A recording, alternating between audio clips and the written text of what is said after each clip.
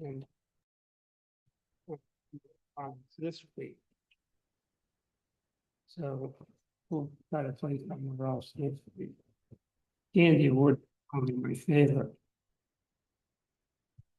Okay, so it's 6:30. We'll call this meeting to order. We don't have to let anybody in on this thing, right? Doesn't it do it by itself?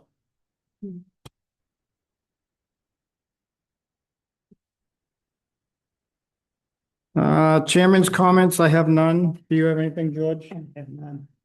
No. Clay? Public comments, and you gotta use a microphone. Anybody? No public comment, Gail?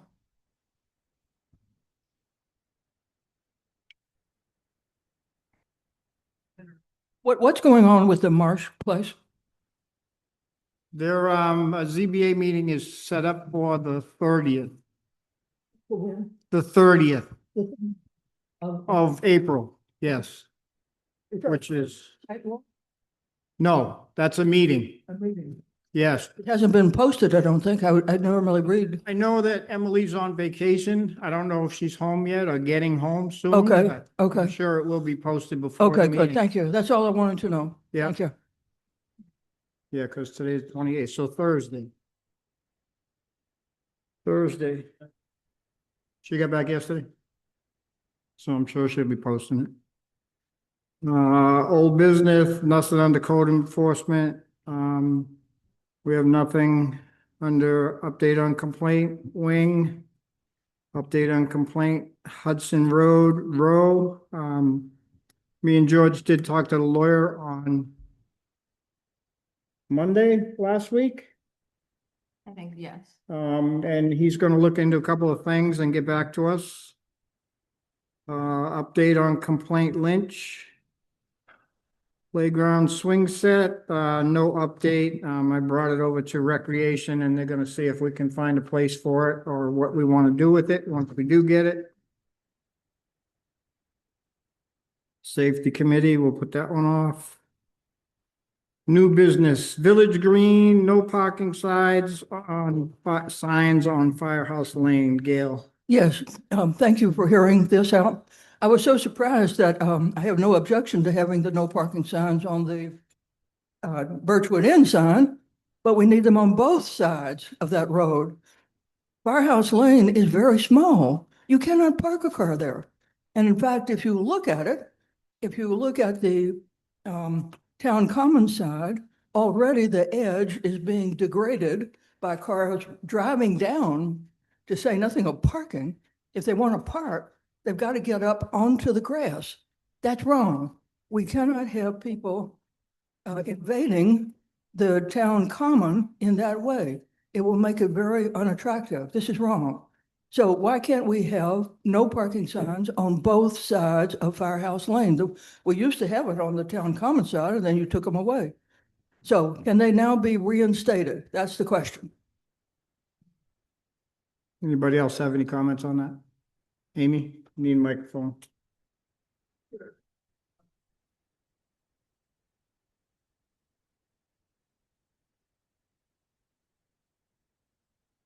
I'm sorry, this conversation is tedious and petty. A few years ago, we were told we had a terrible parking problem in town. Now we're told we have so much parking that we can park, we need to put no parking signs up. Doesn't make any sense. There's no damage being done to the common. We need to put this to bed and just stop talking about it. We know that there are dozens and dozens of cars that park there on certain days of the year. Other than that, it is very rarely used. Anybody else? My only thought on it is that, I'm not sure I understood totally that. Yeah. I believe Amy's comment was that since, for example, during the Harvest Festival, people park there. That's a different kind of problem altogether. It's the regular parking that would take place if you don't have no parking signs there. And that's what we're trying to protect the town common from, is this mindless parking where people edge up onto the grass that will tear up the grass. In fact, right now, the highway department needs to put loam down the side of the road and some seeds so that grass actually grows up to the asphalt. We need, the town common is one of our most attractive and beautiful assets of this town. We need to protect it. We need to keep it looking beautiful. Do not have cars parking on it. There's plenty of parking elsewhere. We put in that special little parking lot way up at the top. If you go over there and you look at it now, you will see what has happened. People get irritated because they can't fit totally into there, so they edge over and cause ruts right at the end of it. You can look at it. You can see those ruts over there right now. I can't do anything about that parking lot. There should be a no parking right at the start of that parking. You don't want, What's that? you don't want any parking where they put the granite curbing? No, there, you can park, we've got a little parking lot that has been created there. That's fine. What's happening is that people extend beyond the granite curbing and they go right down onto the grass. You can see big ruts in the grass there right now. If you go over there and look at it, we should all go over there and walk and look at it. You know, George, you care about the common. I know you don't want this to be I happening. grew up on that common. What? I grew up on that common. Yes, I know. So When there, I was a kid growing up, I lived at the store. I'm, You a- know where we played? We played baseball on the common. I'm appealing to you to help us protect it with no parking on the edge. That's all I am saying. Okay? Thank you. Matt? Yeah, you can't have two on that side. It is an absolute rarity that you find someone parking along that section of road. Again, there's 2, maybe 3 events, including 4th of July, where you have people that are parking down that road. And it is never a problem. And there is no damage to that area. The area is fine. We need to allow for that parking for those events. And again, the absolute rarity when someone actually parks there. I actually took a photograph of a truck parked there last week. A truck that actually was working at your place. You know, they were all up, they were heading up the side of the grass. You know, why didn't you have them park on your own side? You know? Because there's no parking signs there. This is not a personal go back and forth. You're to speak to Look. the chair or don't speak at all. The road is too narrow for any parking. Put no parking signs on both sides. That is a simple solution. Gail, that's your solution. I don't believe in that solution. I believe we found the solution, put it on the other side. If we need to, we can cordon off that area down below during events. It's But I not don't during think the we need to events, put it's signs daily. everywhere. It's, And if we are gonna put signs, we might as well paint lines everywhere too. look, what you are trying to do is to give the inn special parking privileges. And I object to that. You know, there's no reason why we should let anyone park there as a regular matter of course. And that is what happens. You know, I'm glad to see that the inn is doing so well. Let them have parking. And Amy has said many times, there's plenty of parking elsewhere, in front of the town hall, down by the church, up by the highway garage. We're not short of parking in this town. So why not protect our common and have no parking on that side as well as the other side? Gail, again, I don't agree with it and I don't think George does, but George, I'll make. Clay may have another thing, but hang on. Nick wanted to say something? So I have no iron in this fire. I don't own a business close to there and I don't live across the street. I drive by it at least 4 times a day. I don't see it as a problem with people parking on one side. I think you need to have parking on one side of the street. I think it's reasonable to have no parking on one side of the street. I don't see I walk the common as well. I love this town and I've walked the cemetery, the common and everywhere else. I have not seen the ruts, but if there are ruts, the road crew can take care of it by making the shoulder a little bit wider. That might solve this problem. But as far as parking on both sides, I think that's not reasonable for what we have for parking at that part of the town that's quite often used for functions that people come and visit. And I know every year the snow plows do a number to this side and to the other side as well. which needs to be fixed every single year. There's nothing we can do about that unless we put out those stakes all along the road here and around the common. And I'm not willing to do that either. Anybody else have anything? Yeah, I've got two comments. One is I had dinner at the Birchwood Friday night and it was hopping. It was very busy. As soon as the table got empty, before it even got cleaned, people were trying to sit down at it. It was busy. Not a single car was parked on that side of the road. It was parked on Firehouse Lane. That's not a place people want to park. So if somebody parks there, it's because they need to park there. Number one. Number two, I always look at any of these problems in terms of what if I'm wrong? What if I make a decision and I'm wrong?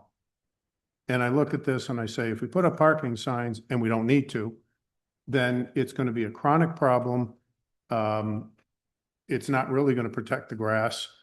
And it's going to add to any parking problems we have. And we're never going to hear about it. People are just going to bitch and moan, but it's never going to get fixed.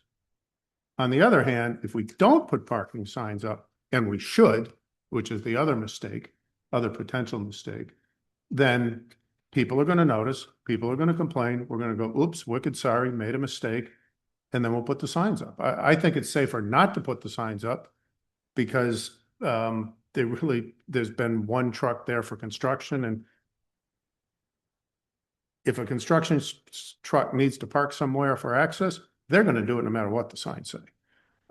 So that's my opinion is if you're going to make the mistake, you're better off erring on the side of no signs.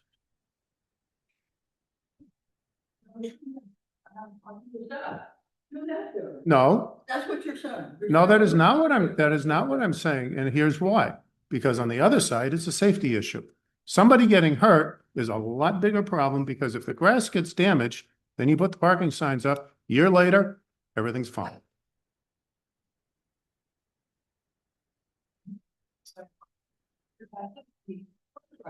On the common side, that is the place people want to park because it's safe looking grass.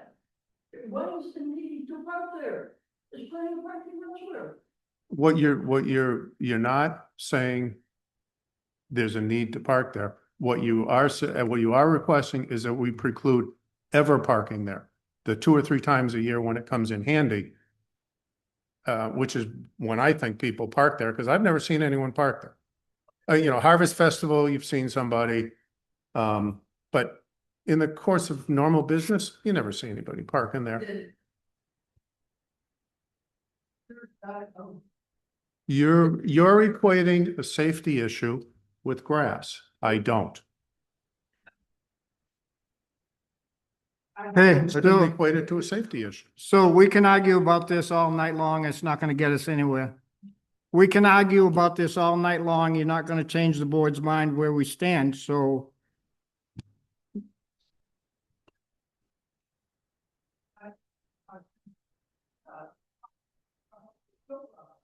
We don't want cars parking here because of the interference with snow plow. So they need to go down, just to move them to the other side of the road. What's the point in doing that? Because the other side was a safety hazard. Always put signs on both sides. We can put 100 signs on your road if you want them, Gail, but I'm not putting them down here. My point of view is we don't need them. And if we want to put signs, we can put signs everywhere. And again, Gail, we're not going on and on and on. I'm not having this argument with you. If you'd like to make a statement or send an email, we'll attach it to the minutes. Anything else on no parking on Firehouse Lane? If not, we'll move on to the placement of the Liberty Elm. Gail.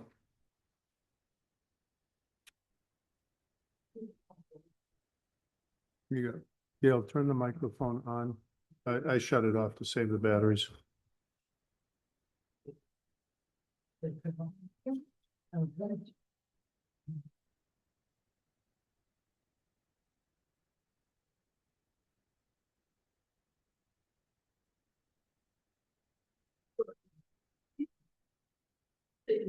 See the letter to the.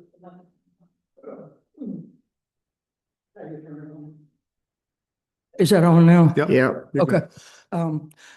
As you can see, Ken received a letter from a group called the Liberty Tree Society back in February. And so, of course, I immediately called up to find out what was available. If you read the article in detail, they actually had a very interesting proposition that you could buy almost a full-grown Liberty elm, over 20 feet tall, for $2,000. I called them up and I said, hey, that's kind of rich for us. We can't afford that. So they said, well, we have some lesser trees. Well, we bought the lesser tree, which is one is right now, it's in front of the town store. It is admittedly a seedling. It is approximately 1 inch diameter, but it will grow. So we have now the Liberty elm from this society to commemorate the 250th anniversary of our town, which is coming up this year. So that's the question. I had both the Village Green Committee and the Historic District Committee think about this problem of where would we plant this tree? My last stop is with you all, in case you have an opinion about where you would like to have the tree planted. What we have, both of us, both of these committees agreed on one particular site. And I would describe it as follows. If you take a line from the flagpole down to the oak tree, which is also a commemorative tree for those young men who were killed in the Second World War, you know what the tree is. If you drew a line straight through there, you would go through the monument, which is right there, and then there would be an expanse of grass. We believe that the tree would be well placed on that next expanse of grass after the monument, not close to the monument, but just centered appropriately. If you want to stand out there and talk about whether it should go 3 feet this way or 5 feet that way, we're welcome to do that. The choice would be to squeeze it into the common. And indeed, I walked around and looked at the common. We could place it into the border of the trees on the common. The trouble with that is that this is a very special commemorative tree. If we place it on the border of the common with our other trees, it will disappear. It will not be a very special commemorative tree. So therefore, it is the recommendation of both of these two committees that we go with that site, which is just right down there. In other words, it's on this side of Route 45. Do you understand where I'm talking about this? Yes. And what are the two committees? The Village Green Yeah. and the Historic District Commission. Okay. Okay. And everybody walked out there and looked at it and said, hey, that's not a bad idea. Were you there or did you already leave? I wasn't. When you're done, I'll make. You looked at it too? I did. And did you agree that that was a reasonable I think site? it's the perfect place. Okay, So I'll fine. make my comment now, if you don't mind. What's that? Can I make a comment now? If you, You gotta be closer. okay, if you basically draw the line like Gail said and put the tree halfway between the monument and the oak tree, I'm sitting there imagining this thing being, huge and 45 feet wide. Excuse me, it doesn't block town hall. It doesn't block this nice tree here. It's Yeah. when it's a big, huge tree, it's going to be aesthetically very pleasing. But the concern with blocking town hall, it ain't going to do that. And I think that's the perfect location. Yeah. The shape of this tree, it was shown incorrectly in that first thing that I put out, so that it was very wide. It's actually a vase-shaped tree. We have been planting Princeton elms on the common. When the elms started disappearing around the year 1900, Princeton University got started trying to develop a tree that was impervious to the Dutch elm disease. And at the same time, this Liberty Tree Society also started doing the same thing. We have been buying the Princeton elms because they're readily available. They look nice. They work. A lot of the towns all around the East and Midwest are now using that tree. There's nothing wrong with the Liberty elm. And in fact, Carol, who was on the Village Green, Carol, who's here tonight, she said that she believes that the one that is just off the common is also a Liberty elm. And you can see it. It's a lovely tree. And the one that's at the schoolhouse is also a Liberty elm. So you can see that they do indeed have nice shapes. One of the interesting things that the Liberty Tree Society said to me was how to prune.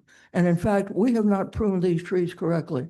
They should be saving their base shape and not be allowed to grow out into a very wide space. So they should be a vase shape. The two Princeton elms, when you look at them on just on the other side of 45, already have that shape. So it's a very nice, attractive tree. So if that's the plan, then if you all agree with that, I think we would go ahead and in the next couple of weeks, try to get that tree in the ground. And at the Memorial Day ceremony, we would say a few words about how this is special. I mean, we all know that Temple had a very elaborate history with the Bunker Hill. In fact, the last monument on the town is dedicated to those men who walked down to Bunker Hill to fight. You know, so Temple, if you read the history book, Temple was involved in the early days of the American Revolution in a very special way. So this is an interesting way and an appropriate way to honor them and to honor our town. Okay, so can I have you guys say, yes, go ahead, that's a great idea. What is the cost of this tree? What's that? What is the cost of this tree? What is the cost? How much did it cost us for the tree? $5. We paid $105 for it. Village Green paid $105 for it, out of their budget. I paid it and you reimbursed me a couple of weeks ago. I move that we let the Village Green Committee buy this Liberty elm and place it where they think best. Okay, I'll second that. yeah, okay. All those in favor? Aye. Yeah. Opposed? Yeah, I would like to say just one other thing. The thing that's unique about the town of Temple, whatever road you come to the center of Temple on, either down General Miller or that way or 45, it's a remarkably beautiful little town. And that is what the Village Green Committee cares about. We want beauty. And what makes it beautiful is that there is an absence of clutter. Clutter is what makes a town not attractive. So I'm hoping that we will always stay with that approach to our town. Thank you very much. I appreciate it. One of the other nice things about these buildings on the street, if you line them up, they all line up. They do, and that makes Yeah. them very pretty. It makes them very attractive. If you go to other towns, you go to Greenville, Greenfield, even Hancock, you don't know where the center of town is. You come into Temple, you know where the center of town is. And it's because, George, of the common and the buildings that line up. That's why I try my best to protect the common. I don't want those edges degraded. And that's why I'm disappointed in your earlier vote. Okay? Thank you. Anything else on the Liberty Elm? Number 9, website photo permissions, Carol Mamczak. That's a Carol. Did you have a chance to look at the form that I emailed Carol earlier? It's a form for website permissions. Yes, You did. I have myself. I don't know if these guys have, but To these guys. Yeah. That was just a suggestion, but what I'm requesting is that you consider and make a decision regarding the use of photos on the town website. I have a request from a committee, the Harvest Festival Committee, who would like to create slideshows of past harvest festivals as a commemoration, as well as this year putting new photos on. I've also had kind of informal requests from other people, but then nothing ever came of it. So at this time, that's why you see mostly photos of buildings on our website. So I can't put photos of people up there without their permission. okay. I did read through all the stuff that in websites that you sent us. And I found it pretty interesting. It says, while it's best practice to use a photo release, some situations may not require it. Photos used for informational or journalistic purposes rather than for profit typically don't need a release form. And our town website is information.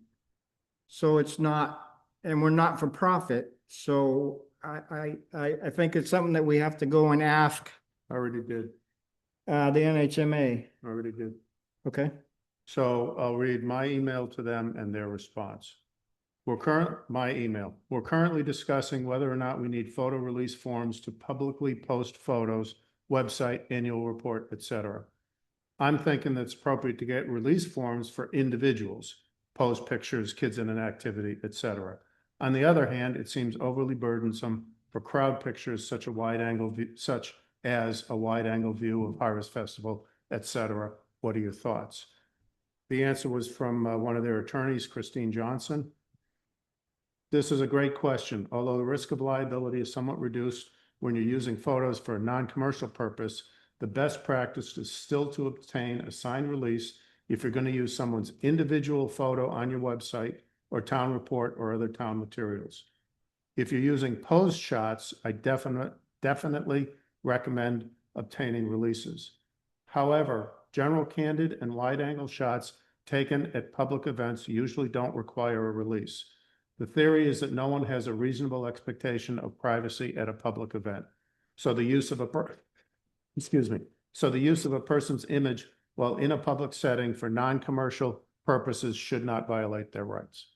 So the upshot of this is posed pictures, kids in an activity, etc. Use your form.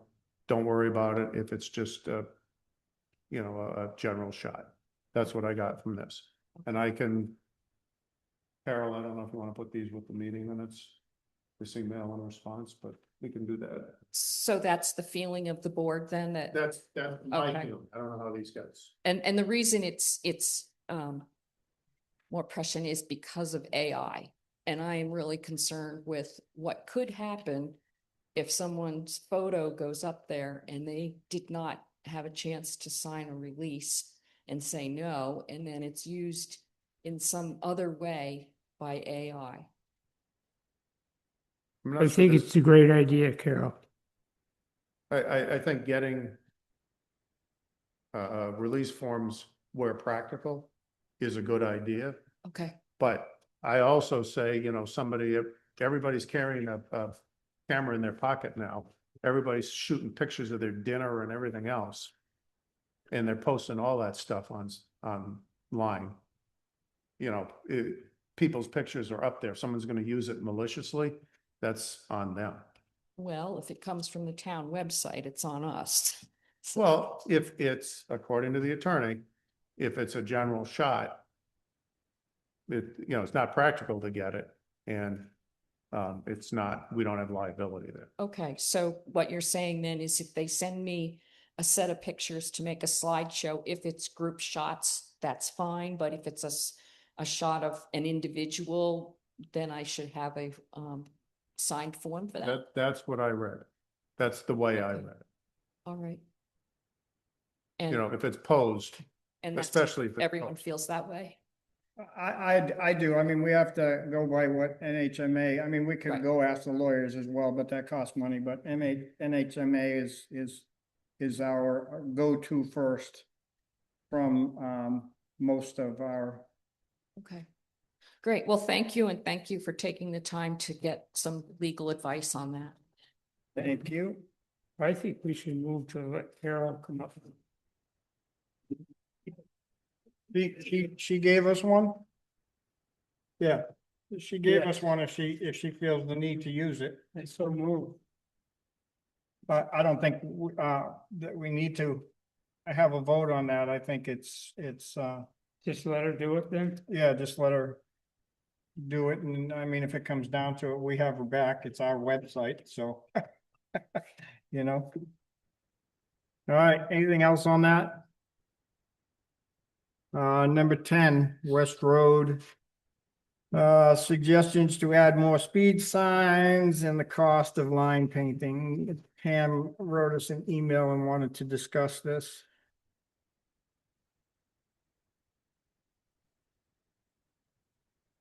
Again, I don't have a dog in the fight, but I travel West Road no less than 4 days every single week.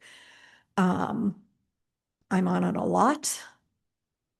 I've only been here 3 years, but in that time, I've had one incident of someone who was not driving appropriately and speeding and in a reckless manner. However, I know there's been lots of conversation on it, especially since the charrette.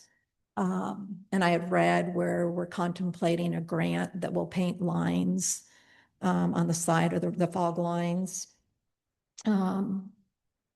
which again, signs or lines, I'm not a big fan of either of them, but because I travel it on a regular basis, I happen to pay attention. When I come from Sharon, there's one speed limit sign right on the town line. It's great if you're coming straight from Sharon down West Road. If you've come down the hill on Temple Road that turns on to West Road, turning that way, you're not as apt to see it. But then there is never another stop sign between the town line and Sharon until we get onto a different road somewhere here in town. There's nothing. Going out, there is one immediately when you turn onto West Road. There's one nailed on a telephone pole at the Claytons, by the Claytons' house. The one right here in the center of town, again, if you're coming up from the fire department and turn left, your eyes see that 30 mph very easily. If you're coming down 45 and turn right, you're following your car, your sight of vision, you're not as apt to see it right there. Before we go to the trouble of fog lines, what is the thought about adding additional speed limit signs? I know we've discussed a blinking one, and I love the one on Old Street in Peterborough, but I'm not going down that lane or thought process at the moment. What's the thought of adding additional speed limit signs? You mentioned earlier, a lot of folks are millipore. Yes, that's true. It's a great cutoff. However, there is a statistic already in town that the majority of the people that were stopped when running or when doing a tally are Temple residents, not millipore people. So my recommendation was just, yes, we need to do something if that seems to be an issue. I haven't noticed it, but I hear a lot of folks complain about it. But my other commentary is, why not try something that we're already doing, which is speed limit signs, before we go and paint lines on the road? I understand that there could be a grant for it, but that doesn't guarantee a grant in 4 years when it has to be painted again. And that falls onto the taxpayers. The last thing is, this came in the mail today. Great. I don't know who paid for it, if it was a grant or if the town paid for it, but somebody put something out about being safe on our roads, and there's no mention that states, not a single sentence that says our speed limit on all town roads is 30 mph. It reads like a story, very lovely language, but if this was meant to tell people how to behave on our town roads, where's the 30 mph speed limit? I think it was a huge missed opportunity. I don't know who did it or what the thought process was, but it's a shame to see something like this go out in the mail and miss the mark. Thank you. Go ahead, Amy. Microphone, you can grab one up here. Just out of curiosity, when we were sending out flyers as part of a committee, it was required by law that there be a return address on them. I was curious about the same thing. That was a lovely flyer, but who put it out? Yeah. Yeah, I don't know, and that was a separate question I was gonna ask later on under other business. So we will get to this, but let's finish the West Road thing. And just to give a little history on the West Road thing is that when we did the charrette, we had the people come in from the state and they did the roads, surveys and all that stuff. And that was the ideas that they came up with for West Road. And that's why the CAC brought it forward. And we voted on that at town meeting. So I don't think we're going to stop that at all, but I don't see if Kent has it in his budget for a couple more signs that we could place out there. I don't have an issue with that. I just, number one, don't know where we'd put them. And number two, really don't know if it would make a whole lot of difference out there on that road. But I mean, it's something we can try if, well, Kent, I shouldn't say Kent anymore because it's not Kent, it's Josh. So we can ask Josh that question and revisit this if you want to. Anybody else have anything for that? We have a bunch of reappointments.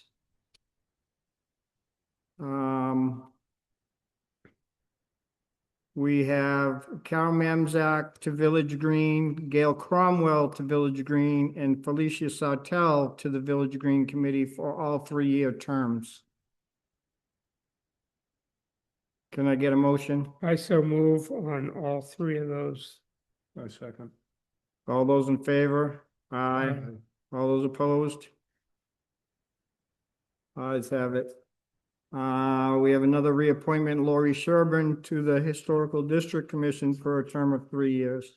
I so move. Second. All those in favor? Aye. Aye. All those opposed? Next one on our list is Chief McTagg's retirement party. We've gotten together and Chief McTagg has spent 35 years in town. And we would really like to do something here, and I'm going to make a request for $200. I don't know what account we're gonna pull it from yet. It's basically for food and drink at his retirement party, I believe on May Hey, 8th at 7 to 9 p.m. Yeah. Is that what it is? Yes. Yeah. So can I get a second on that? second. All those in favor? Aye. Aye. And you Um, waive the application? Yeah, and we have to waive the fee for the use of the town hall. I move that we waive the fee. Yes. So George will second. All those in favor? Aye. All those opposed? I hate reappointments. Every year. We just did.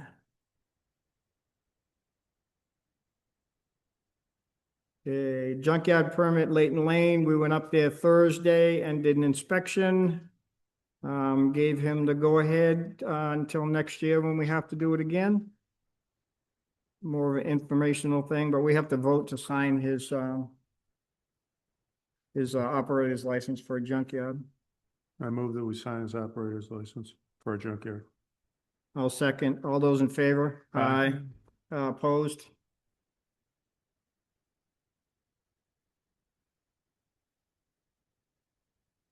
Charitable exemption, Lucas Foundation. And I know it was the New England Forestry, but why did that get crossed off? Because I separated them and put them on their own line. Oh, I okay, covered- But then I separated them. okay. because Usually you say no to that one.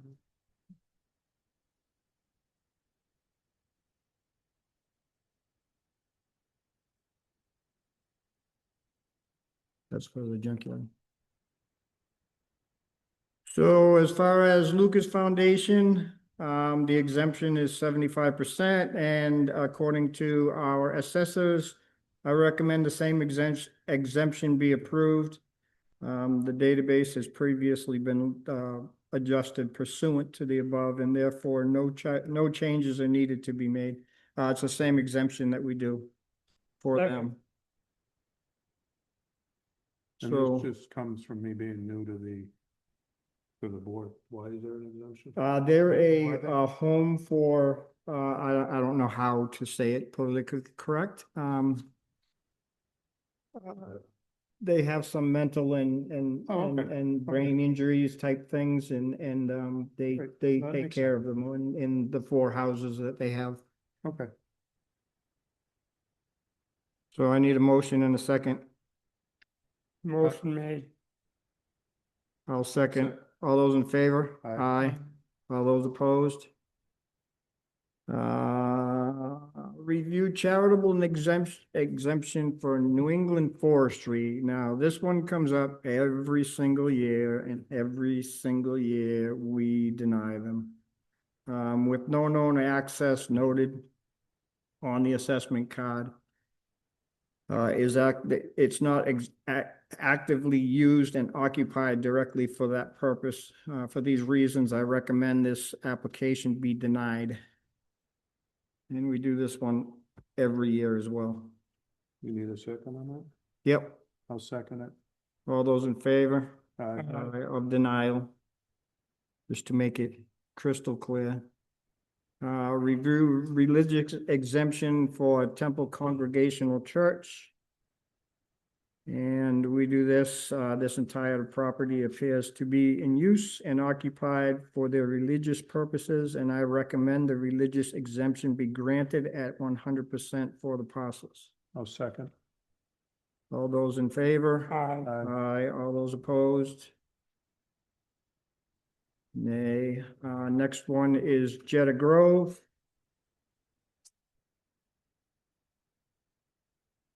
Same for those who don't know, those are our monks, forestry monks, and it says based on the information included with the application, I recommend that the board approve this application. The database has previously been adjusted pursuant to prior approved applications, and therefore no changes need to be made. And again, this is one that we do every year. So that one needs to be approved for another year. I'll make a motion to approve it. Second. All those in favor? Aye. All those opposed? We have minutes. We've got a couple other things we got to take care of. Number one is just we have to make a note that tax lien has been, the lien execution report has been made, and we just have to make that noted in our minutes. From Elizabeth, and can you give that to Carol before I put it in my stuff and it gets lost again? We got the 200. Lien exemption report is done, and then the town flyer. Again, this brings me back to the days where there were certain people in town that mailed 300 things to everybody in town with no address as to where it came from or why it was coming from to them.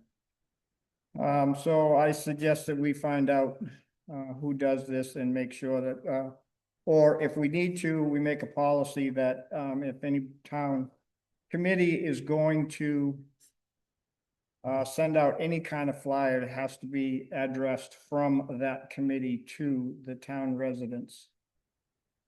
I had no idea this thing was coming out till I saw it today. And I think that would have been something that the board would have been asked about. So can we at least make that policy? Anybody have a problem with that? How to enforce it? Yep. I think it's a law. I also think it is as well, but I think if we have a policy and then we can send an email to all of the town committees, and then they can't say they don't know. Pursuant to RSA, blah, blah, blah, yeah. Because I don't think it's right that they send out something but don't put their name on. I mean, yeah, well, I mean, unless you know the back of everybody's head, I think we're pretty safe, but I know a few, I know a few of them. I recognize the dog. Yeah. Yeah. I think there are other people that used to do this. Yes, They've since left town. very much so. Especially around election time. And it didn't cost the town any money. Yeah. And this, I believe, was paid for out of their budget, which we don't necessarily oversee that part of their budget. That committee does. So I don't think there's a whole lot we can do there, but I think it's definitely worth noting, or at least sending an email to all of the committees that nothing is to go out per the town unless your committee is labeled as the person sending it. How are you gonna stop that? Community Advisory Committee, I believe, is who did this. I don't know that. How are you gonna police that? Well, when they come with no thing on them after we send them all an email that, How are you gonna police it? well, that's the thing is unless they send out something else without their name on it, we can't do Yeah, but anything. how do you find out who Yeah. it is? Right now, we're guessing at who did that. Well, Unless somebody admits to it. okay, well, it's in their minutes that they approved this and There you they go. were sending it, so therefore I have a good assumption that that's who sent it. I was hoping that Lillian would stay, but she took off. So anyways, I know there's not a whole lot we can do, but I think we should send that email. Can I get a second to send an email to all the Second it. committees? All those in favor? Aye. Aye. All those opposed? Opposed. George opposed. Okay, so unless we have anything else, we only have minutes. We have committees. Committees, go ahead with committees. Wilton Recycling. Last Friday, I went to Wilton Recycling Center and Carol showed us all around the property. Said that the concrete wall in front of the part where you take all the junk stuff and fill it in the bins, Yep, the big bin. the dumpster, right? Uh, The dumpster. Isn't there a Yes. dumpster in that hole? There's two Yeah. dumpsters there. Yep. They can redo the concrete on the face of that. And on the building where they have you can separate your bottles and dump those in. Some of the 2x4s are rotting and some are not in the right place to support the roof. So they're gonna redo that. That was basically it. And that's coming out of their revolving fund? Yes. The money to pay for that is coming out of their Oh, yeah. revolving fund, so it's not gonna Yeah. cost us any Wilton more. Recycling. We have to pay to dump our stuff there anyway. Right, but they do have a revolving fund. Instead of Right. adding it to the next budget, Yeah, if they take it out of the revolving fund, then it really doesn't cost Yeah. us any more than what we're paying for we Annual. continue to make improvements. the annual fee, which next year I think we should look into. Now, regarding Conval, I went to the SAC meeting on April 23rd. And the Conval School Board voted down open enrollment. That means they don't want people coming in from other places to Conval. And they don't want the Conval students leaving to go to other places.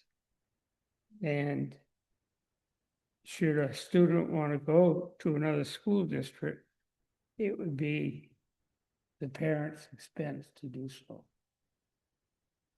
How does that affect? Am I that- right, Pam? Yes, there. Microphone, sorry. Yep, got a nice one over here. It's currently 0 can leave. However, they've made room for 38 in the German program can come in. And all of the surrounding town districts that we border or touch or co-op with did the exact same thing, picked Absolutely correct. one class to allow folks in, but 0 out. And it's just to safeguard, because if you have a very tiny school, choose Messinic, and 6 kids leave, it could be the difference of, or 6 came in, whatever, in anywhere. We have to hire a new teacher. They can't afford a new teacher. Or if they lose too many, then we have to cut, or they would have to cut teachers. Same for all the other schools, but it was 0 out. Parents can still choose to take their kids out. But the monies don't, only the state money follows. The district would not have to pay tuition. Do you know how that affects Francistown if they're on their way out? Well, Francistown, they want to create their own SAU, but they're still gonna be in SAU 1, which is part of the Conval School. Oh, okay. So they can buy the property, buy their school, and put their school through 8th grade in Francistown, I believe, or 6th grade to 8th grade, and then they're gonna send them to Conval for high school. But they kind of wanted to have a separate AU, and they found out that according to the people on the select board said that they're still gonna be in SAU 1. So you can't create an SAU until you have a school board. So their first step is the withdrawal process, which you're right. And that's already in the works. But once they set up a school board, they will become their own SAU and they will no longer be part of SAU 1. Not according to what I read. They'll be running, they'll be have to run dollars for those students that come into Conval. There'll have to be folks who are separating the funds. So SAU 1 and then the SAU for Francistown. But also Francistown is keeping their kids through 5th grade and then we'll send 6th, 7th and onward to Conval, not just high school But I was kids. told by the school board that no matter what, they're still gonna be under SAU 1. There will be And fair I will dollars. deliver the minutes of our meeting Yeah, to you and you can read it. I read all of them. And Jim comes home and reports on all of them, but so they'll still have to figure out separation of dollars Yes, to Francistown for the students that Right. do go to Conval. So they would still have to be paying tuition to those kids that come back into Conval. Francistown will pay tuition if, And that won't count as being the German only class. They can get all the other classes that they need. oh, yeah, yes. Yeah, okay. Yeah. I mean, again, Conval doesn't have to accept them, but I think it's in their best interest to accept those kids tuitioning in. But again, they have to negotiate tuition. Yeah. But I also know Francistown is keeping their options open as well. Haven't declared yet exactly where they're going to send their high school or their middle and high school kids. I don't see how they're gonna save any money because they gotta come up with insurance and, Their goal Transportation. was never to save any dollars. yeah. Their goal was to save their school and to improve the retention rate of their teachers in Francistown. Because their retention rate, which they don't get to choose, that's done by Conval, is one of the worst, bless you, is one of the worst in the district. Right now. We're very fortunate that we have have had so many at Temple who have been here for decade.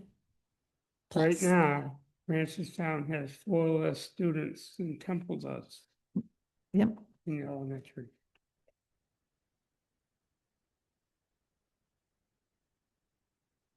That's the rest of the committee updates that I have. Yeah, just to recap, the police chief is leaving the end of the month. We have a retirement party for him here in Temple. I believe they're gonna invite all of the people from Greenville town offices and the police department if they want to come up as well to say their goodbyes to Chief McTagg. And I don't have anything else. You haven't been anywhere else, so. All They right. still haven't officially voted Mike in yet, or? No, we have to figure out, we have to make him an offer first, so that'll be our first meeting, which is the first Monday of May. Then we'll vote, we'll get all the information together and then we will see Mike and give him an offer. That's the plan anyway. So who's doing it in the meantime? Mike, he's interim Oh. chief now. Yeah, we've asked him to be interim chief. Move to adjourn. We have to do minutes first, George. I have no problems for the minutes. I'm good with them. Motion to accept the You minutes. fight, I read them, I'm good with them. you accepting this, I motion to accept the minutes as written. I'll second. All those in favor? Aye. Aye. All those opposed? Nay, I will accept a meeting. I'll move to adjourn. Second. All those in favor? Aye. All those opposed? Thank you all.